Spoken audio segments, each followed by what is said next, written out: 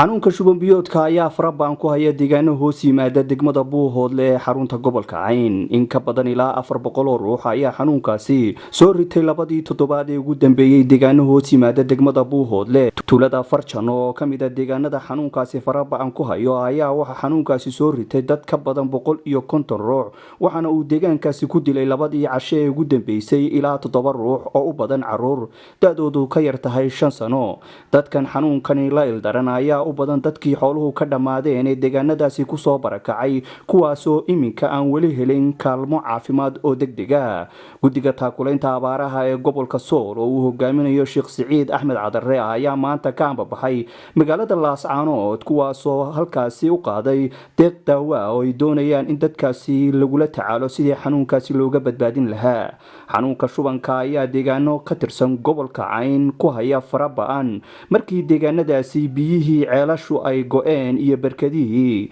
Dadka deegaankaasi ayaa helaya biyo aan nadiif ahayn, waxayna dhakhaatiirtu sheegayaan in xanuunkani uu sababsanayo biyaha nadiifta ahayn ee deegaanadaasi ka jira iyo dadkii deegaanadaasi deganaa oo ku xoolo beelay abaarta daran ee ka jirta gobolka Cayn. Ku dhowaad ilaa 40 ruux ayaa xanuunkaasi dilay labadii toddobaad ee ugu dambeeyay. Gurmadkan caafimaad ee u sameeyeen guddiga taakulaynta abaaraha ayaa waxaa ka warbixinaya Sheekh Siciid Axmed Cadare oo deegaankaasi ugu ambabaxay sidii ay u gaarsiin lahaayeen deeq daawo.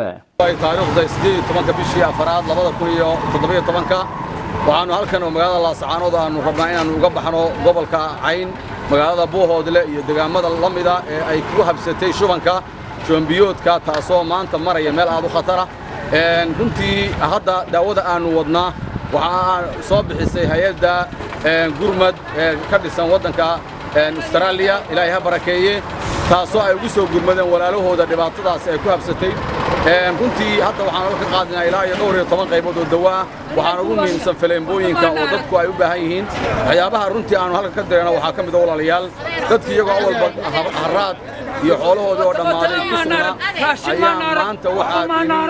ayaa maanta waxaa taagan dadkii inay shubmaan oo shuban biyood u laayo.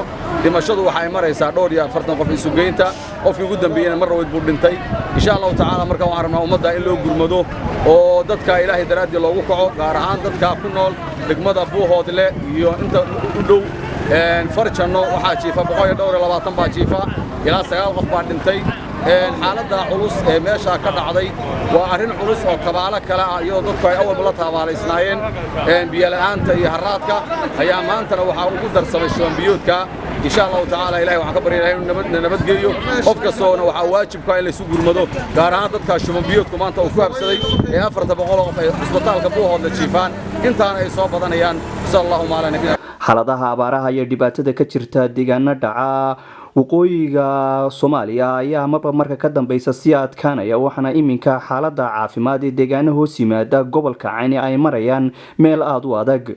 boqolaalo qoys oo ku soo barakacay tuulooyinka oo ku xoolo beelay abaarta daran ayaa iminka waxa soo food saartay raashin la'aan iyo biyo la'aan, waxaana taasi u sii raacay xanuunka shuban biyoodka kaasoo farabaan ku haya deegaano badan.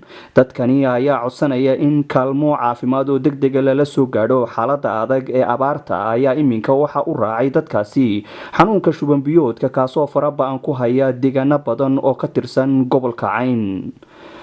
Faarax Maxamuud Dubad, TV-ga Goobjoog, magaalada Laascaanood.